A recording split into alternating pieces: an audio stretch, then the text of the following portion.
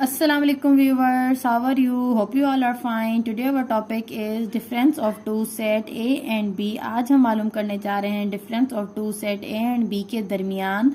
आज हम इसका वेन डायग्राम भी बनाना सीखेंगे कि हम कैसे, अगर हमारे पास सवाल दिया गया हो और साथ में लिखा गया हो कि आपने इसका वेन डायग्राम बनाना है तो हम कैसे बनाएंगे।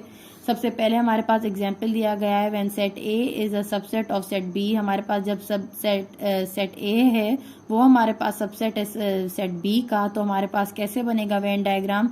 सबसे पहले हम इन दोनों के बीच में डिफरेंस फाइंड आउट करेंगे। तो डिफरेंस क्या है, if A is equal to 1 2, अगर हमारे पास सेट ए दिया गया है 1 2 और हमारे पास सेट बी दिया गया है 1 2 3 4। अब ये देखें सबसेट कैसे है, हमारे पास ए में जितने भी एलिमेंट्स हैं वो सेट बी में ऑलरेडी मौजूद हैं, तो हम कहेंगे कि सेट ए जो है वो सबसेट है बी का।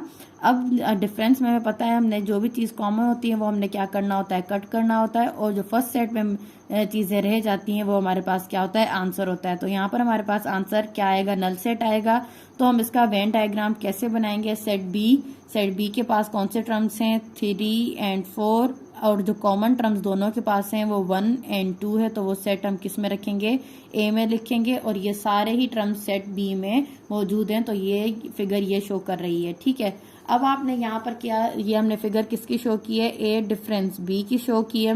अब यहाँ पर हम किसी भी पोर्शन को शेड नहीं कर रहे हैं। वो शेड क्यों नहीं कर रहे हैं, क्योंकि आंसर हमारे पास जो है वो नल सेट आया है, तो इसीलिए किसी भी पोर्शन को हम शेड नहीं कर सकते। अब सिंपल एक और एग्जांपल इस पर हम देखते हैं।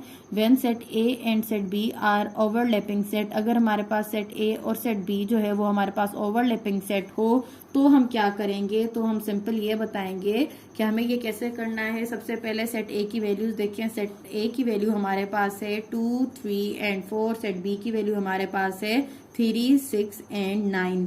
तो हमें क्या पता यहाँ पर चल रहा है, हमें ये पता चल रहा है कि यहाँ पर जब हमने इन दोनों के बीच में डिफरेंस किया है सेट ए और सेट बी के बीच में, तो यहाँ पर आप देखें हमारे पास कौन सी चीज कॉमन थी, 3 कॉमन है, तो हमने 3 क्या कर दिया है, कट कर दिया है। और हमारे पास फर्स्ट सेट में क्या बच गया है, हमारे पास 2 और 4 बच गया है, तो वो हमारे पास आंसर में आ जाएगा 2 और 4। अब हमने इसका वेन डायग्राम बनाना है, तो यहाँ पर ए डिफरेंस बी हम करेंगे। तो यहाँ पर इसका वेन डायग्राम कैसे बनना चाहिए, ये हमारे पास सेट ए है और ये हमारे पास सेट बी है, ठीक है।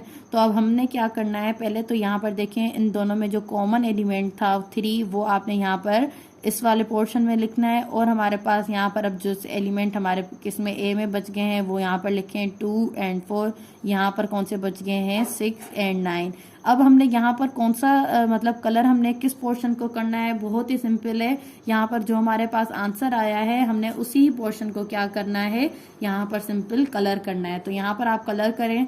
अब आप किस पोर्शन को कलर करेंगे, 2 और 4 आंसर आया है जो कि हमारे पास क्या है, सेट ए में है।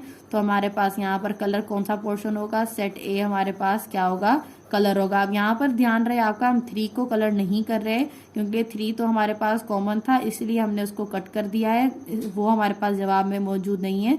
तो सिर्फ जो हमारे पास यहाँ पर आंसर होगा वही उसी पोर्शन को, मतलब जहाँ पर वो होंगे उसी को ही हमें कलर करना है।